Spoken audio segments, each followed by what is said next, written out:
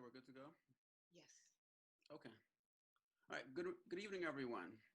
My name is Dr. Keith Green, and I'm the director of the Africana Studies program here at Rutgers Camden. It is my distinct privilege to welcome you to tonight's program, which is entitled The Fifth Little Girl, a conversation with Mrs. Sara Collins Rudolph. Tomorrow at 10:22 a.m.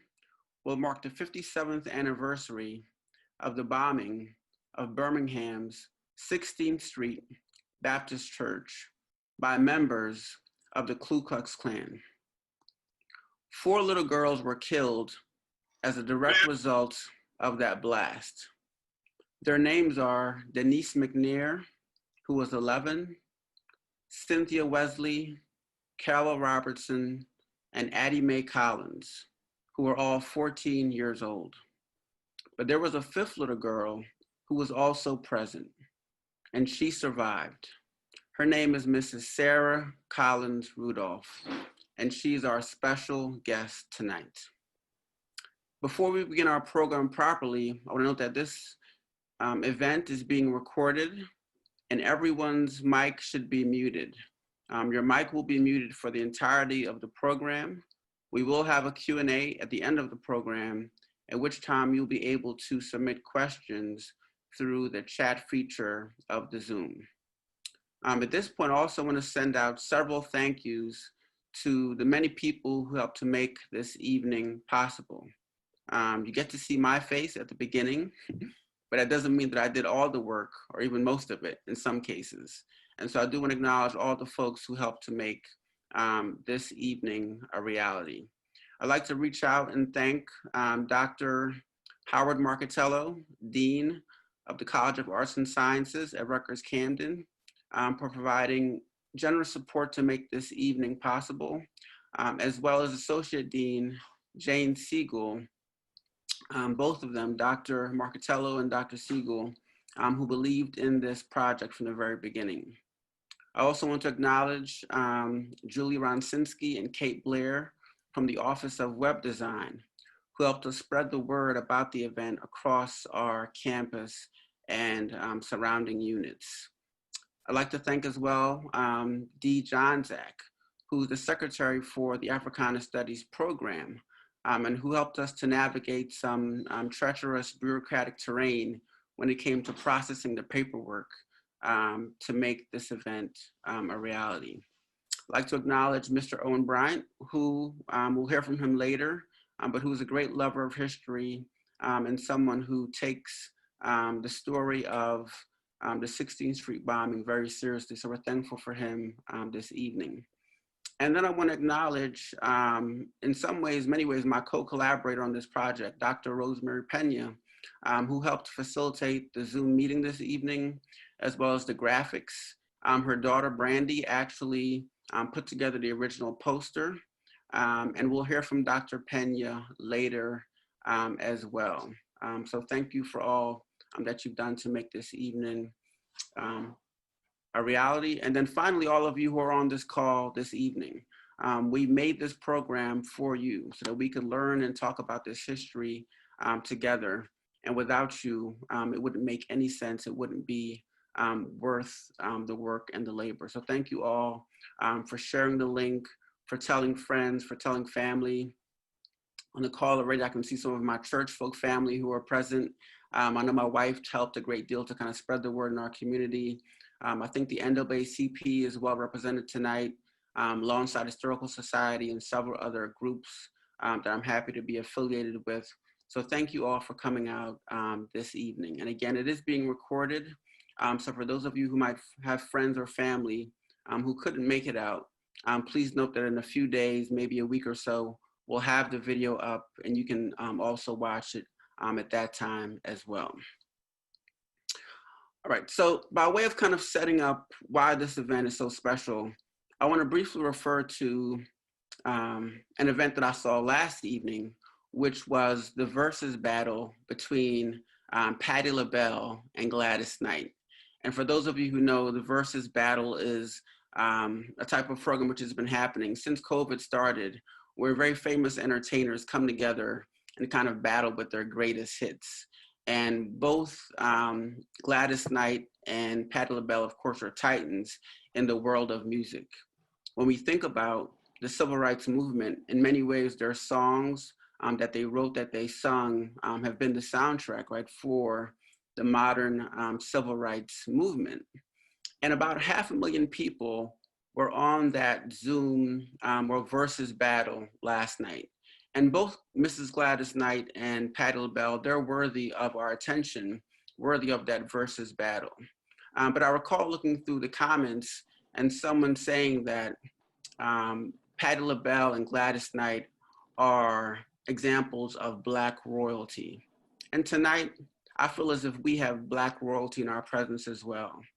Mrs. Sara Collins Rudolph is the best of us. For what she has experienced. Dear God, we thank you for nourishing us and satisfying us. And I'm getting a bit of chatter in the background, if anybody can hear that. Called upon to do. We pray that nothing that we do was displeasing in your sight. We continue to bless your name in Jesus' name. Okay, I think it's gone now. That's Okay. Okay, so tonight we're celebrating our own Black royalty, Mrs. Sara Collins Rudolph, and we're so happy to have you. You remind us of what we've been through, but also to a great extent what we've overcome. And we're so thankful for you. And what the story of Mrs. Rudolph reminds me of is also how many people who are unknown to us in Black history. I recall a couple of years ago when Rutgers Camden invited the author of the book Hidden Figures, which was turned into a film of the same name, right, to honor Katherine Johnson, the Black female mathematician who helped to send human beings into space and to land on the moon. To me, Sara Collins Rudolph is that kind of person as well, right? Someone who has helped us to define an era and to define a movement. So we're so grateful to have her with us this evening. Along with thinking of those who have been neglected or forgotten in history, I want to mention two more names as well. And those two names are Virgil Ware and Johnny Robinson. And if we could have that slide, please, that would be great. So both of these young boys were also killed on September 15th, 1963. After the bombing, Black folks came out on Birmingham streets to protest. They were upset, they were frustrated at the terrible act which bombed a church and killed 4 little girls in the process. Johnny Robinson was out as well, and he was involved in a heated exchange with whites who were hurling racial slurs at him as well. When the police came, they dispersed the crowd of Blacks and chased them away.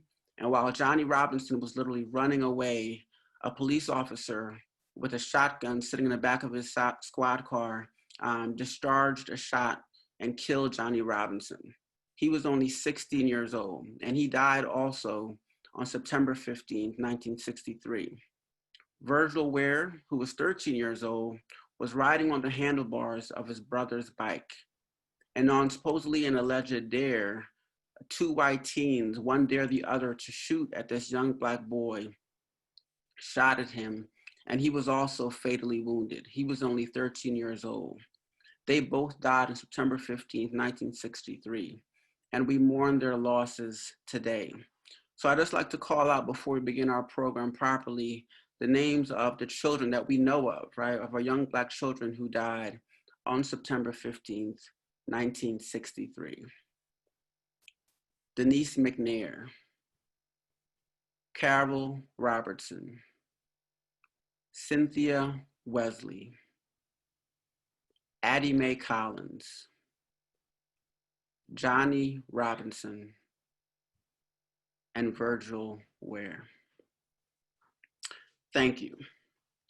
Now, as most of you know, it's impossible to have a program about Black history without singing Lift Every Voice and Sing, which is also known as the Black National Anthem. The words were written by NAACP leader, Harlem Renaissance figure, African-American writer, author, activist, James Weldon Johnson. The music for the song was composed by his brother, Rosamond Johnson. And tonight we have the special treat of having my close personal friend, Mr. Owen Bryant, to sing that song for us. Ordinarily, if we were all physically together, I would ask that folks, if they're able to rise in honor of the song, but you're more than welcome to sing along as the song is sung by Mr. Bryant. He is an instructor at of Durham Academy in Durham, North Carolina. For the last 10 years or so, probably more, he's actually led a tour of iconic civil rights locations throughout the South, such as the Lorraine Motel, and of course, 16th Street Baptist Church. But he also has a phenomenal voice. And so right now we'll have Mr. Owen Bryant. He'll be singing Lift Every Voice and Sing.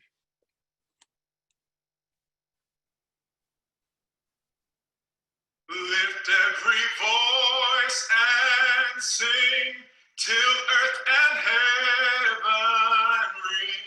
ring with the harmonies of liberty. Let our rejoicing rise high as the listening skies. Let it resound loud as the rolling sea. Sing a song full of the faith that the dark past has taught us. Sing a song full of the hope that the present has brought us. Facing the rising sun of our new day begun, let us march on till victory is won. God of our weary years, God of our silent tears, thou who hast brought us thus far on the way, thou who hast by thy might led us into the light, keep us forever in the path we pray, lest our feet stray from the places, our God, where we met thee, lest our hearts, drunk with the wine of the world, we forget thee, shadowed beneath thy hand, may we forever stand, true to our God, true to our native land.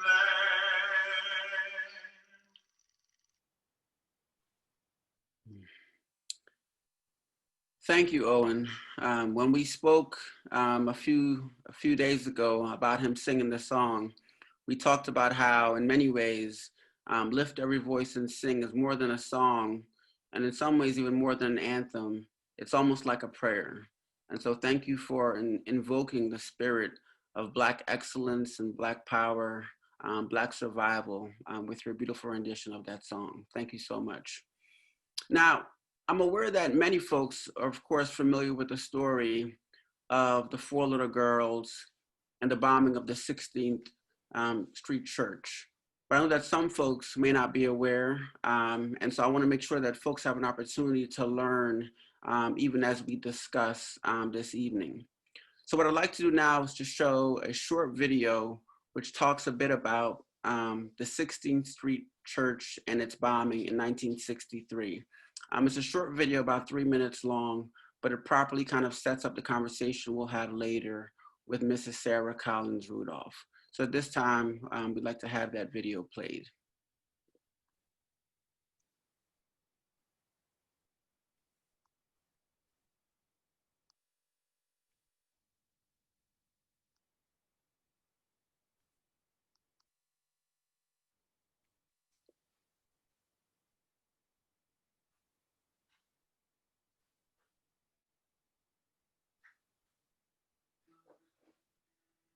It was the oldest Black church in Birmingham, and it was fairly large.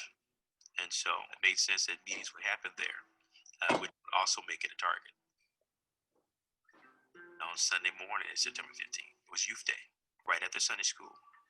Addie Mae Collins, Carol Robertson, Denise McNair, and Cynthia Wesley are getting ready to go into the choir. I remember Addie, I was closest to Addie. We would go to church picnics. Addie and I just gravitated to each other. Cynthia Wesley was a friend of mine. She was at my school. She was a 9th grader. Just started in September. And I was an 11th grader. I remember Denise back there always smiling, and she was the only child. And I remember Carol Robertson being quiet. She played in the orchestra at her school. Addie Mae's sister Sara is also in that ladies' lounge. Sara said the last thing that she remembers is seeing them helping each other tie on sashes, and then it went dark.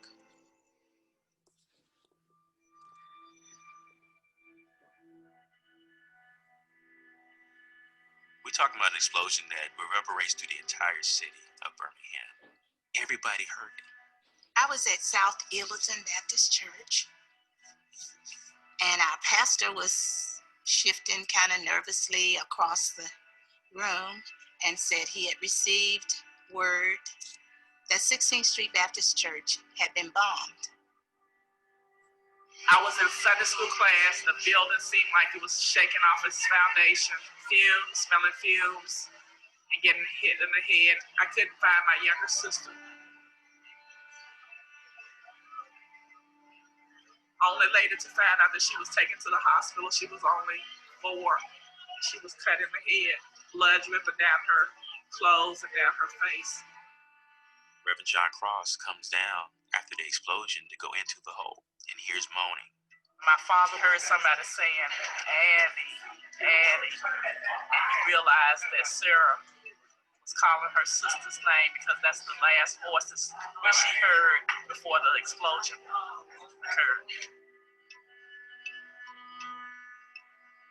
You find the bodies, and they're almost literally stacked on top of each other.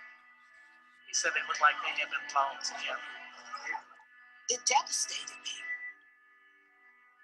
It was just so painful to know that these girls were killed at church. They had not done anything to deserve something like that. That was enough to pull people off the fence. Kids are supposed to be safe at church. This is not supposed to happen in America. We're above this kind of thing. And so this was the catalyst to get some things moving.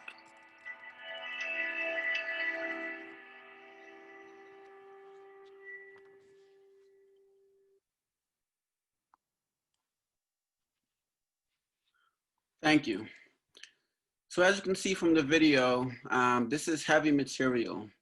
We think about the history of that day, even now, right? Even in 2020, September 14th, right? Those shock waves are still rippling through our communities. But we're so grateful tonight, right, to have a survivor with us, right? Mrs. Sara Collins Rudolph. At this time, I'll have Dr. Rosemary Pena, who will be introducing our guest for this evening. And a little bit about Dr. Pena. Dr. Pena holds a PhD in Child Studies from Rutgers University, Camden. Her research centers on transnational adoption and child migration. A member of the post-war cohort of German-born Black adoptees to the US, Rosemarie is also the founding president of the Black German Heritage and Research Association. And I see a few BGRH folk out there as well. Hello, welcome. Her research has defined the field of Black German adoption studies. She's too modest to say it, but it really has. And so we're so thankful to have her with us. A phenomenal colleague to work with and someone who I'm also honored to call my friend. Dr. Pena, please introduce Mrs. Rudolph. Thank you, Dr. Green, for that kind introduction. I'm delighted to introduce our speaker for this evening, Mrs. Sara Collins Rudolph. Mrs. Rudolph is indeed a survivor.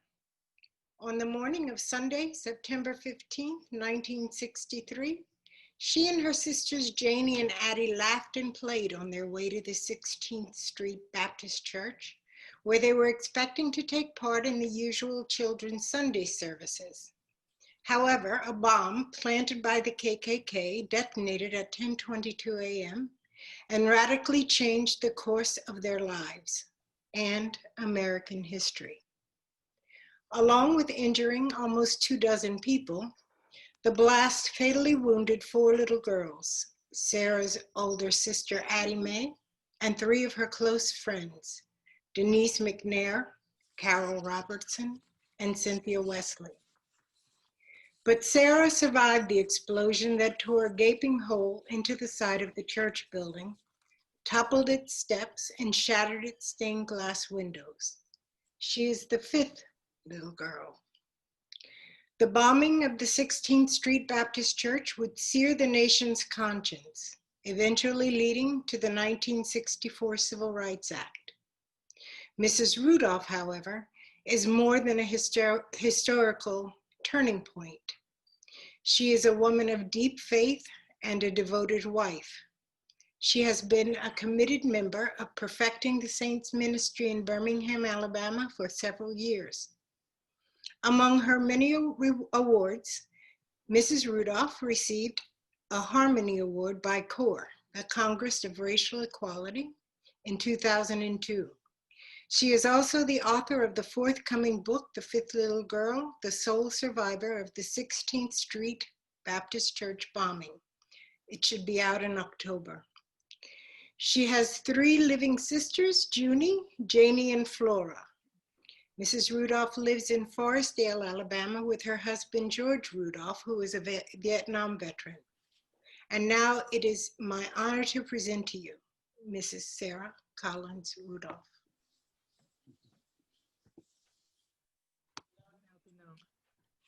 Thank you for that. Welcome, Mrs. Rudolph. Thank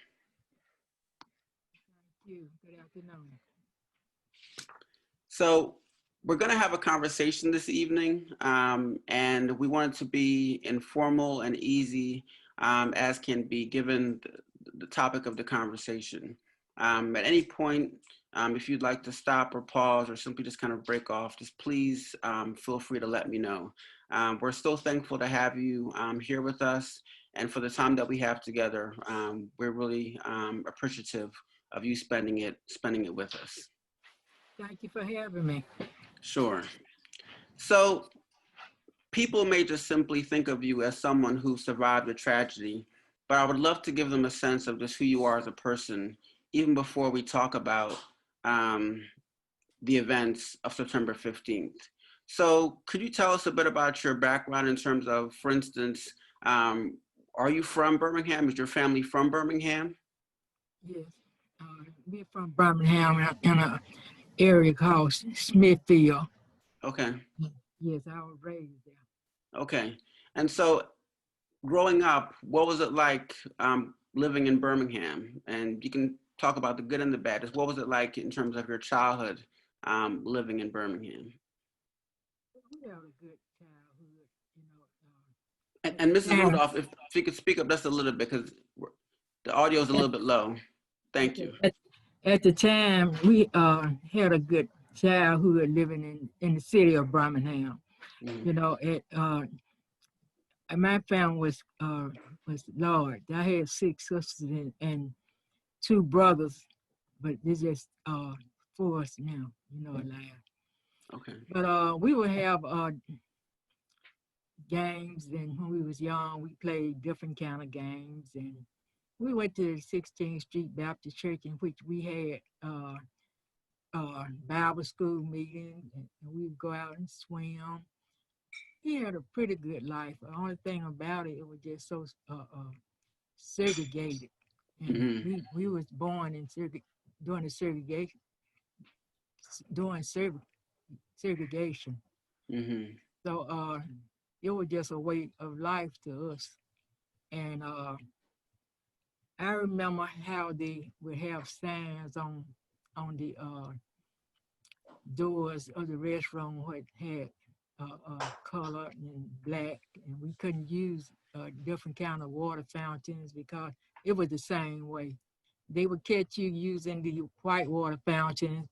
They would arrest you, so we had to stay from their fountain. Mm. And you talked about the church being an important part of your life. And that church, the 16th Street Baptist Church, was also the oldest Black church in Birmingham. Is that right? Yes, it was. Yes, it was a very large church, and that church was had doctors and lawyers and dentists and teachers. They would go there. Mm-hmm. My parents, took us there, and we started going there. We went there for a while, ever since we was young. Mm-hmm. Mm-hmm. Now, when it comes to the history of the church, I also know that children were actually actively involved, right, in the protest against segregation. Did you and your other siblings, did you participate in some of those protests against segregation, even as kids? No, we didn't do any protesting, but my mother, she would always attend. I remember on Wednesdays at evening at about 7 o'clock, she would always go to the meeting. They called them the mass meeting, Mm-hmm. and they had several mass meetings at the 16th Street Baptist Church and different other churches around Birmingham. Mm-hmm. Mm-hmm.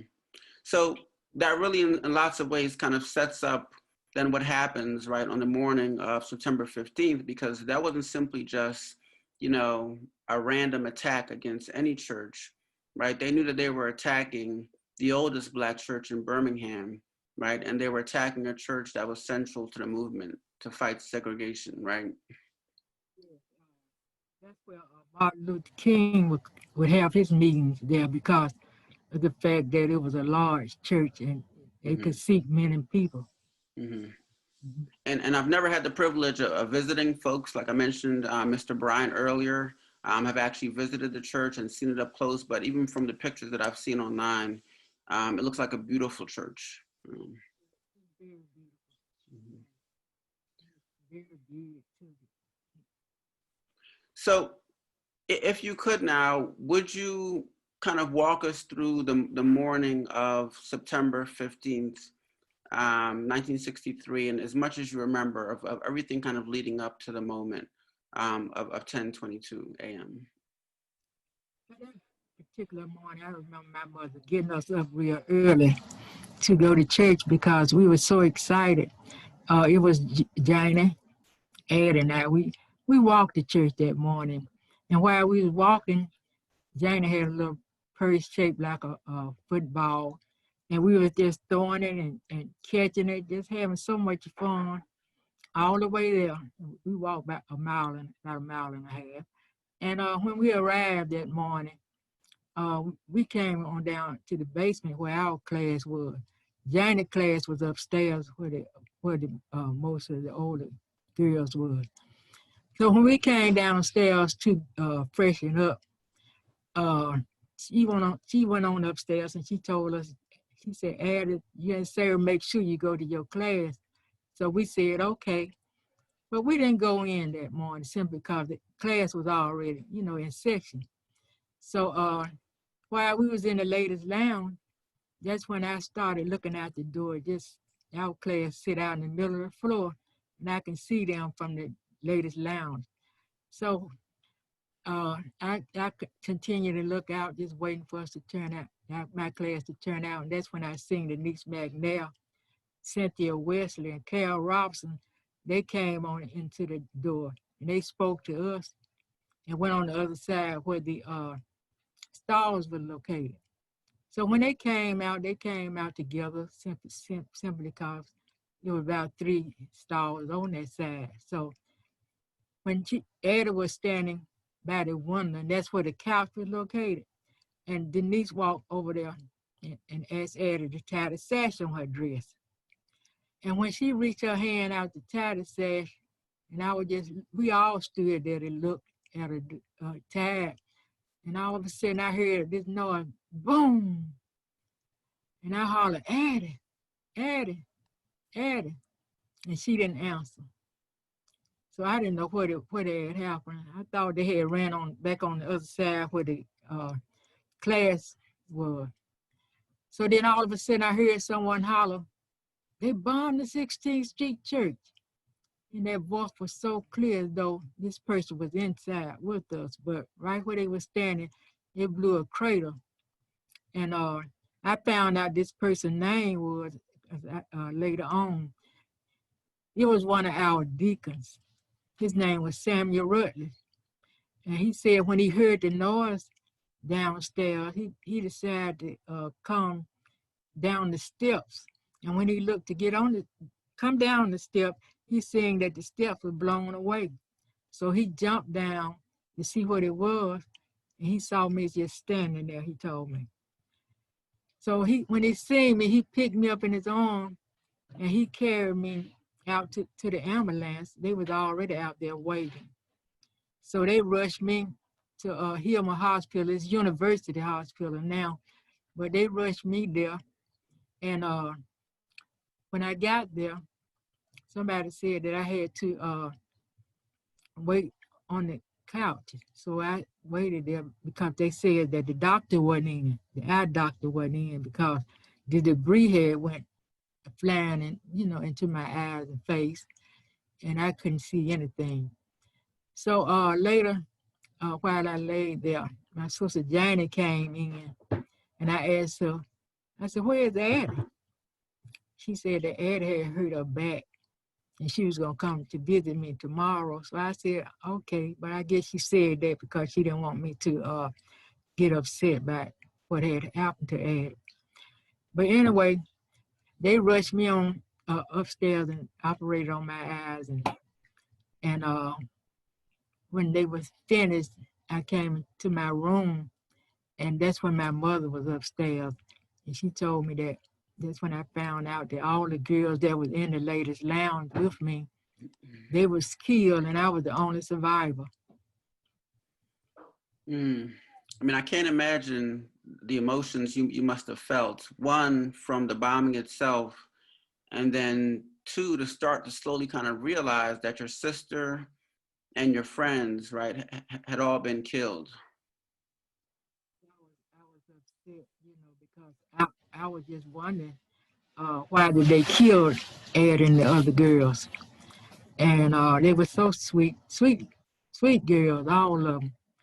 I never did hear neither one of them saying a bad thing about anyone. They was schooled, they made good grades in school and everything. And I just kept wondering, why were they killed?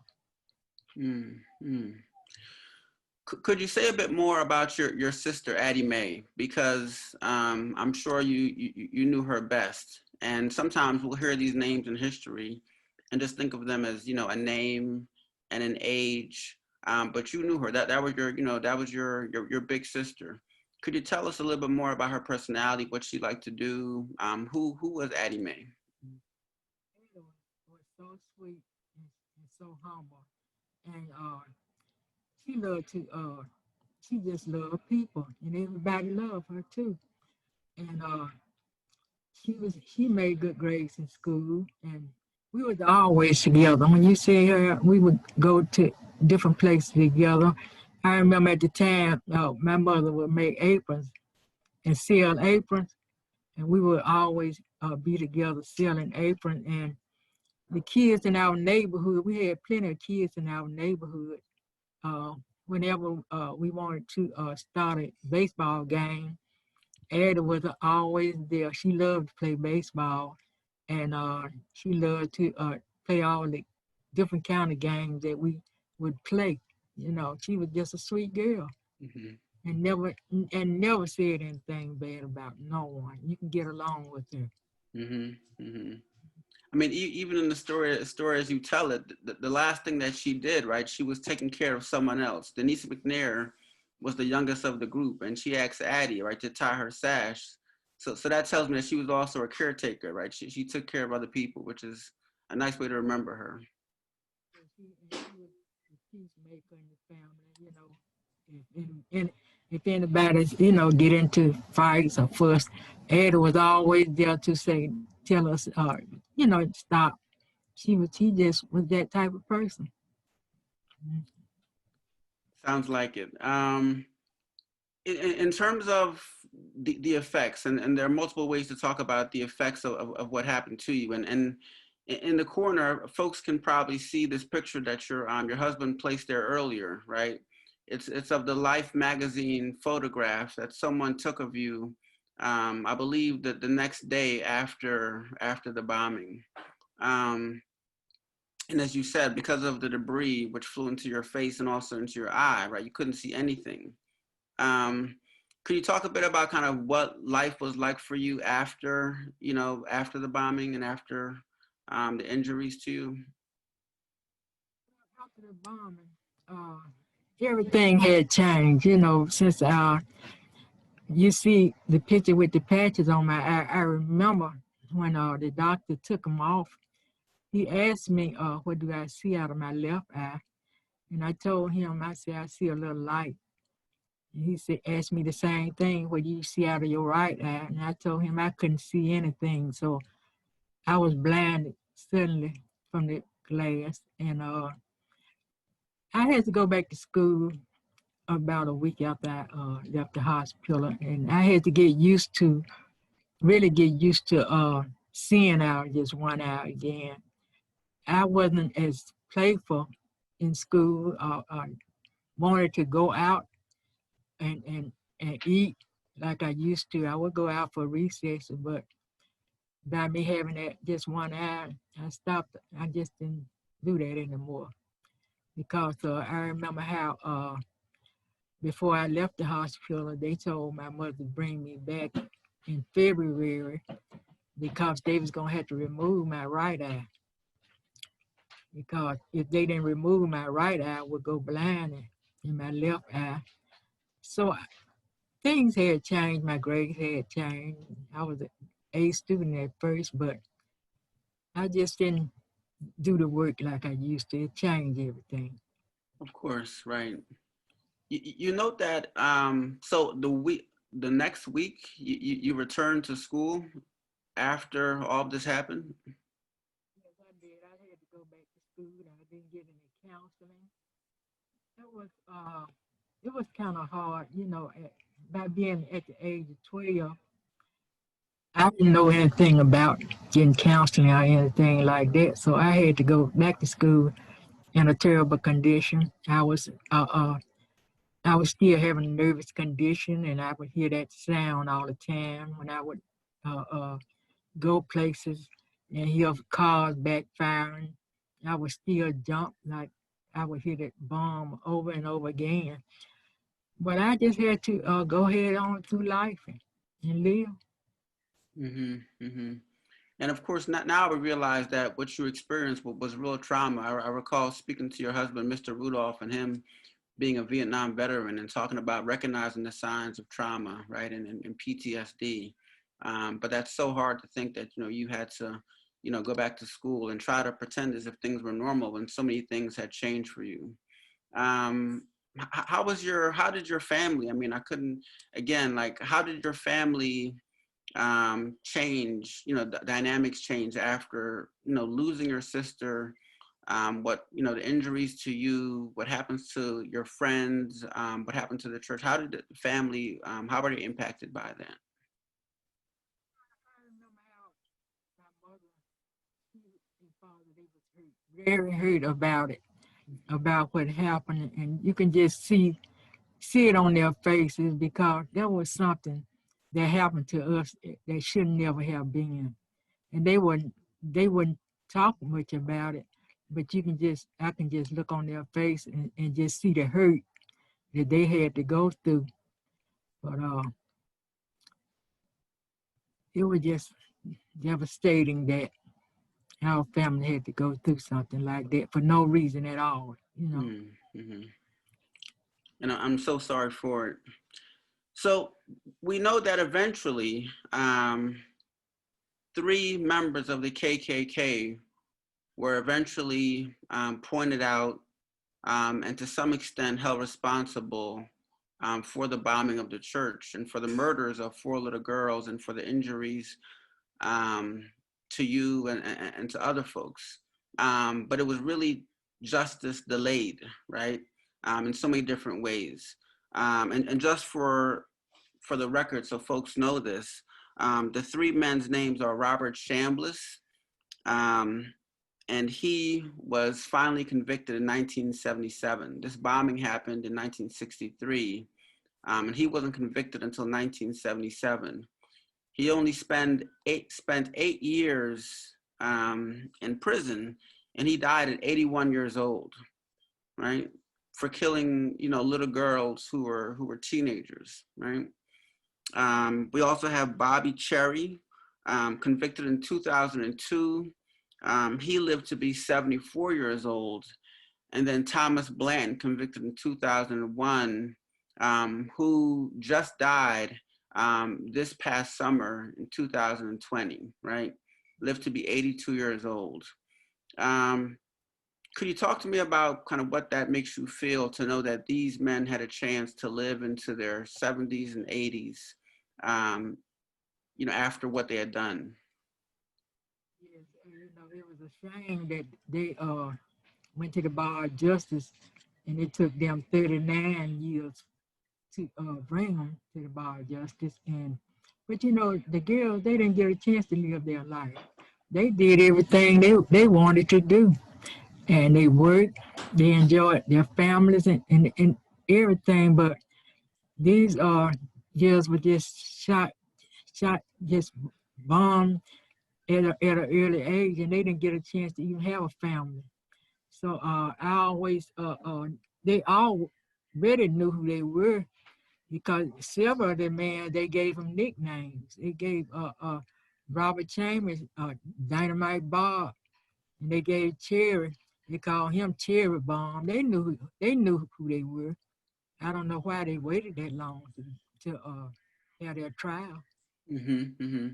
And I've totally, everything that I've read confirms what you're telling us as well, right? That it was open secret. There was no doubt about who committed these heinous acts.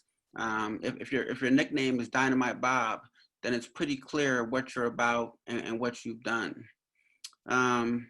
You note that that justice really wasn't served in the cases, of your friends and your sister. Were you involved? Did they call you to testimony or testify in any of the trials that took place? Were you involved in any of those court proceedings? Yes, I was involved in all 3 of the trials because they wanted me to tell what happened on that day. So I went to all of them. Mm-hmm. And I'm sure that was a difficult experience as well, after having suffered so much, then to have to recount it, right, in a court setting as well. It was just like just opening up. It was opening up. Wombs had been closed for years, because of the fact that they was bragging about it, about for young girls they bombed in the 16th Street Baptist Church, and that just wasn't right.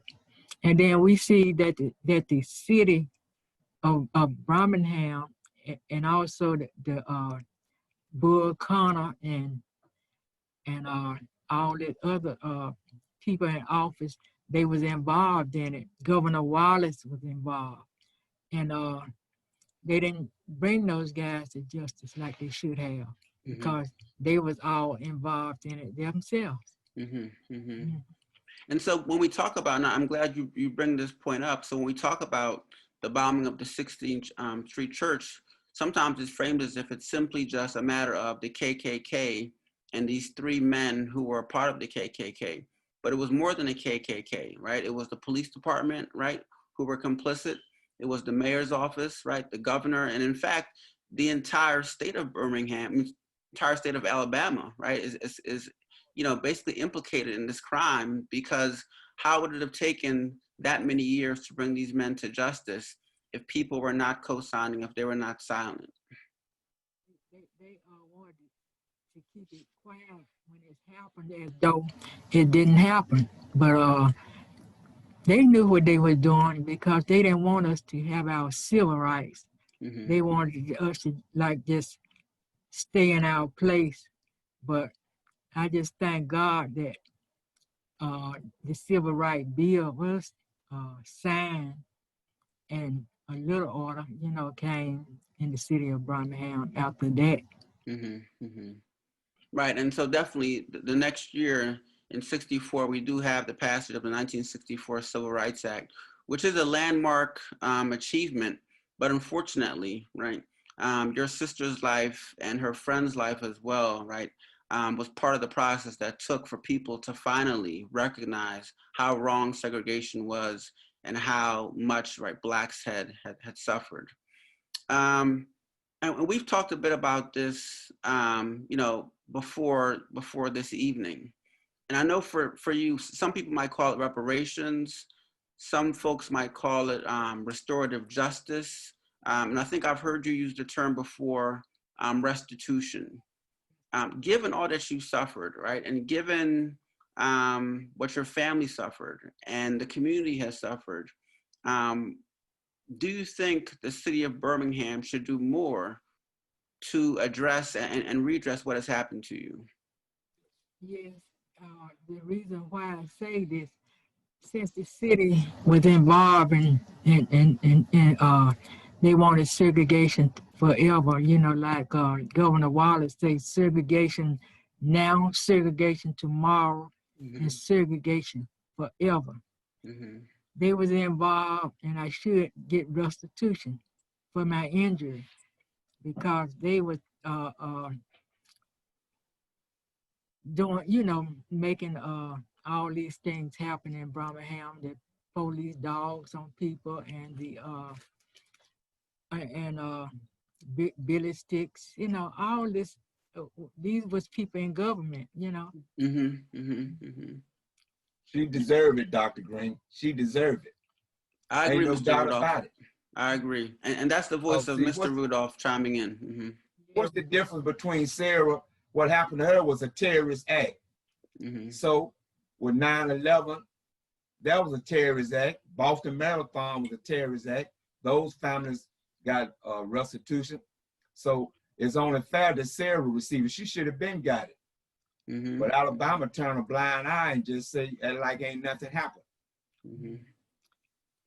So restitution would help, because of the fact that I still have a piece of glass in my left eye. My doctor don't want to bother it simply because it's just sitting there.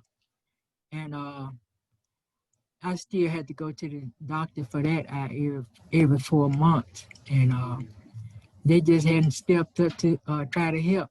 They want to act as if Birmingham has been like this all along, but we had some hard times back then in the 60s. Right, so even 57 years after the fact, you're still dealing with the psychological, the physical consequences of what happened to you. And certainly to me, it seems only fair that the city, that the state should step up and take care of its own. You are a citizen of Birmingham. You do deserve all of the rights that go along with that. And so I totally agree. In terms of, and this is something we've talked about as well, in the popular media, the way in which the bombing of the 16th Street Church has been handled. And I mentioned to you, you know, The Four Little Girls, for example, which is a documentary produced, directed by Spike Lee, right? And you talked about, you know, the fact that you weren't in that documentary and why. Would you share with us kind of what happened with that and why that is? Well, you know, he asked me, did I want to be in it? You know, when he asked me, I was still struggling with the fact that my injuries, you know, I was still paying money to get my eyes checked. And when I asked him, was he going to pay me anything for getting in it, he told me no. He said that the money was going for scholarship, but I just figured if it was going to scholarship, he could have, you know, did something that helped me. You know, it was nice for the help with scholarship. So I just didn't want to talk. You know, I just told him I didn't want to have anything to say to him. You did right too. And certainly when you tell your story, it's not simply a story, it's what happened to you. It's your real, actual lived pain. And no monetary, you know, amount could ever compensate for that, but it's worth something. It's worth your time. So I certainly understand your position on that. We've talked about the film Selma as well, right? Which also in some sense distorts kind of what happened to you. Do you want to say a bit about Selma as well? Ava DuVernay's Selma? Well, we went to see Selma. They let us have a showing before the big private showing. And when we went to see it, we seen the girls coming down the steps, and it was full. But you know, it was didn't have anything in there about it was a fifth girl. So when we seen that and the noise that the bomb made with them coming down the step, it just scared me and my husband so bad till it was that though I was going back through the bomb. It was big bang, you know, because I didn't figure that by those girls walking down the step, that sound would come. So those girls were really in the latest lounge when that happened. And so when you aren't consulted and when you aren't, you know, either invited or compensated to be a part of the process, then history gets distorted. And that's why we're so grateful tonight to have you to tell us the truth, because you were there, you lived it. And so like no one else can, right? You can tell us, right, what it means to go through and to live through history. And we're so thankful for that. And I think about this in terms of also storytelling, in terms of how people also paint the picture that once, as you're saying, kind of Birmingham wants to move on and paint a picture as if everything is hunky-dory, everything is fine. But as you're saying, things are not fine, right? And I think about even how people kind of teach or talk about films like Four Little Girls as if it's a story of forgiveness and moving on. But as we're seeing, there's still real physical, psychological hurt that's here right now in 2020. And that's not simply gonna go away. I wanted to know kind of how have you just psychologically kind of dealt with what you've gone through just so you can maintain and, you know, and be at some kind of peace? How have you dealt with all that you've been through? Through prayer. And I've been, I stayed in church. And I know it was God that brought me out of the church.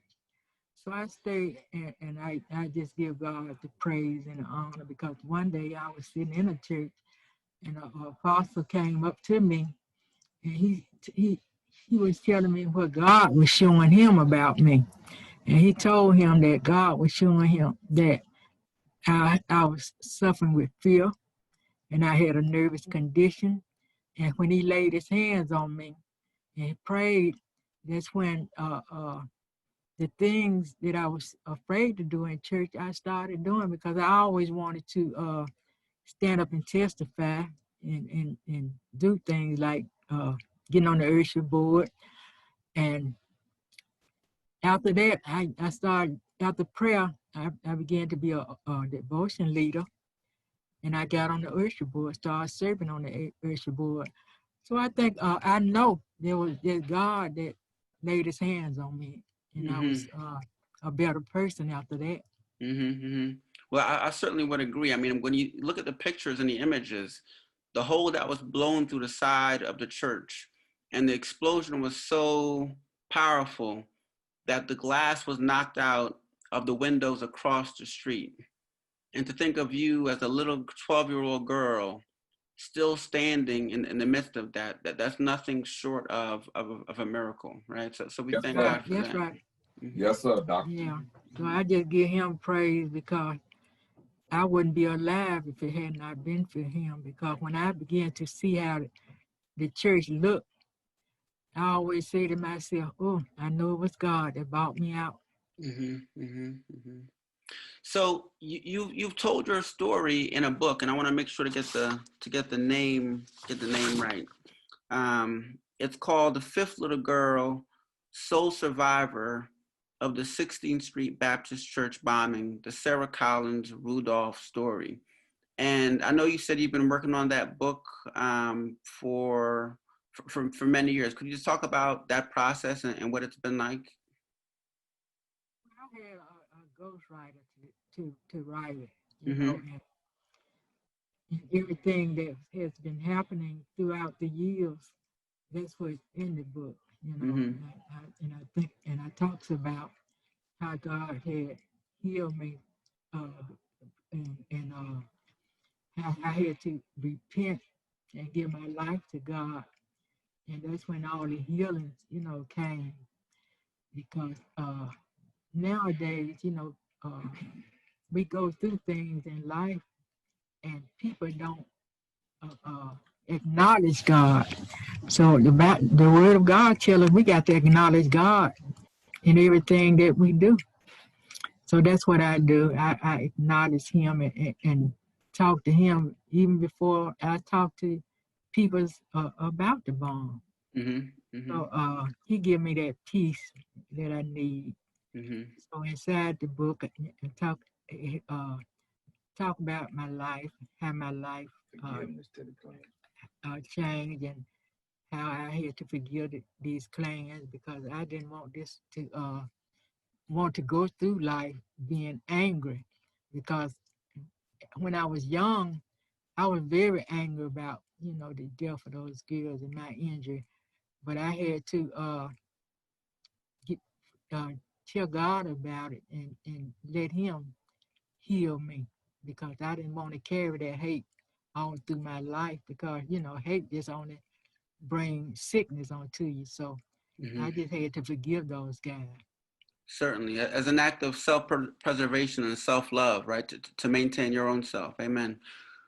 You talk about the book, and so the book should be out in October, and I believe you said it's being produced by Africa World Press. Is that correct? Africa World Press? Okay.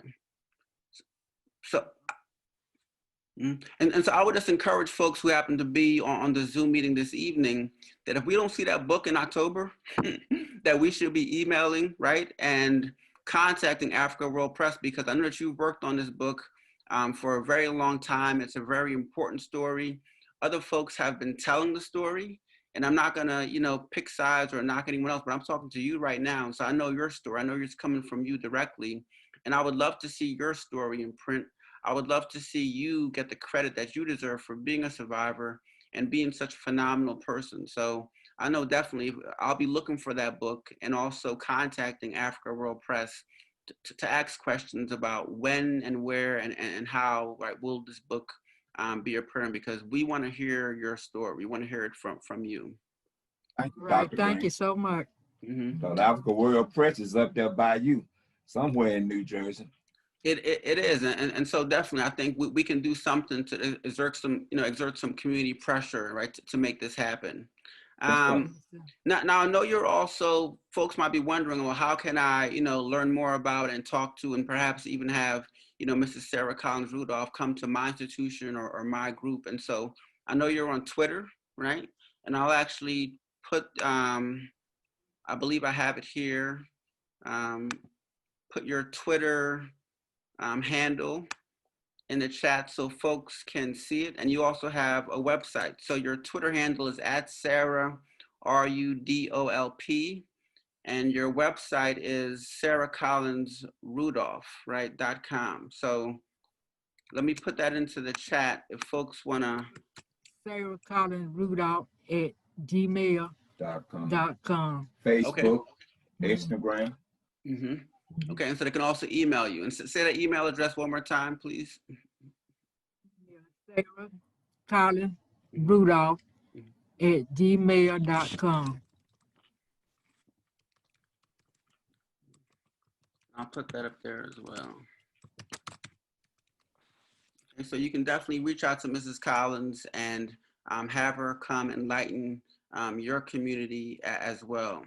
I want to also open it up to question and answers from the people who are on the meeting. And I'm thankful for all of you who came out. We have a good number this evening. And so it shows that people are interested and care about what happened to you and also your continuing life, right, flourishing after that point. So if folks have questions, please submit them now.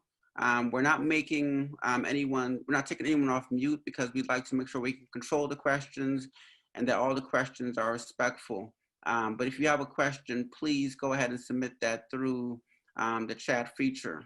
I do see a question about the recording, when it will be available. And so hopefully within the next week or so, the recording of this event should be available on the Africana Studies website. So you can go to our website where you saw the link for the event, and hopefully around a week or so, we'll be able to turn that around and you can share the event with others. So perhaps for folks who couldn't make it this evening for whatever reason, you can go back and actually watch the video there.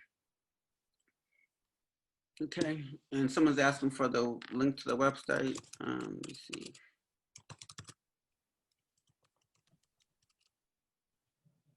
I'll give that to you in a second. Let me just pull that up.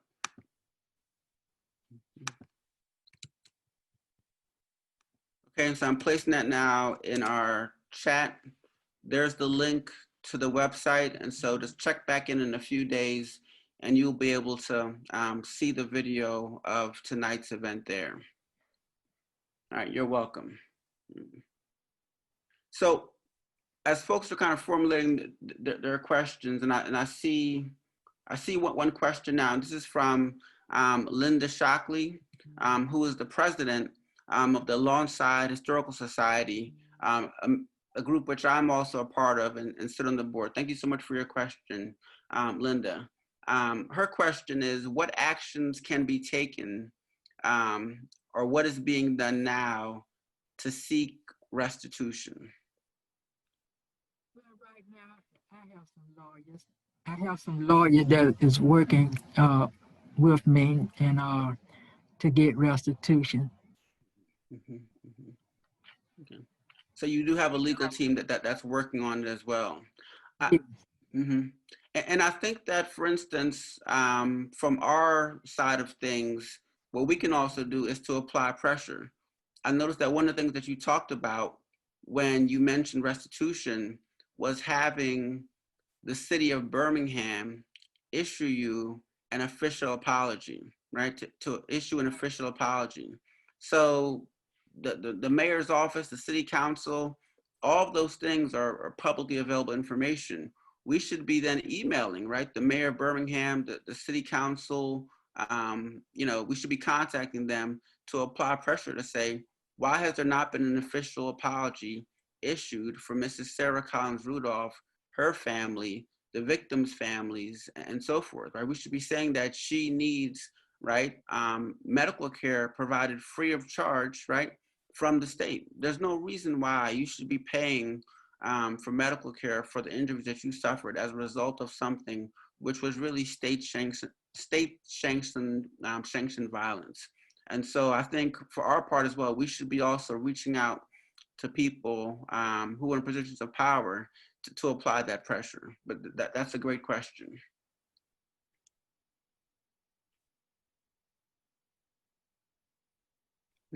So we have a great question from Dolly. And she sent, and I'll read exactly what she's written. Good evening, all. Hello, Mrs. Collins, Rudolph. I would like to know what your thoughts are of the current movements regarding the African-American community in today's climate. And I'm assuming movements like Black Lives Matter and so forth. What do you think of the current movements regarding the African-American community in today's climate?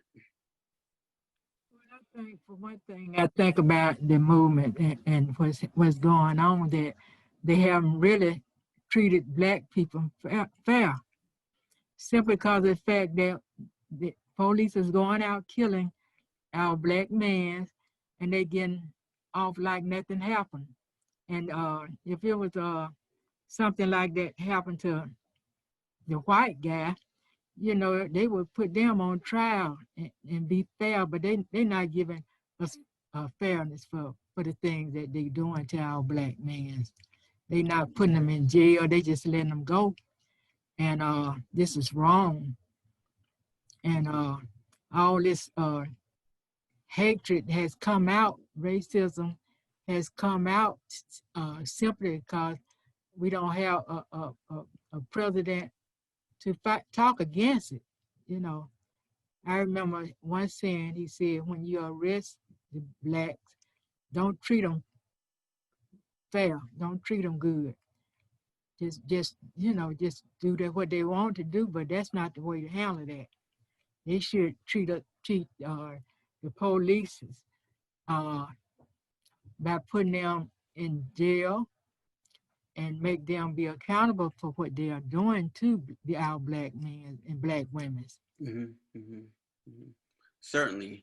And when we talk about, you know, movements like defund the police, that isn't saying that we won't have police at all, but it's saying that we're going to divert the money that we spend funding the police to initiatives that protect, right, Black people and people of color, right? And so police have to be held accountable, and you can't be funded. If anyone goes to work and you don't do the right thing, you don't expect to have a job on Monday morning, right? So the police should not have a blank check to do whatever they want and keep on receiving funding. Right, you're right about that. You got to put them in jail for what they do, because we see it already on our screen. The thing they are doing is wrong. You know, you don't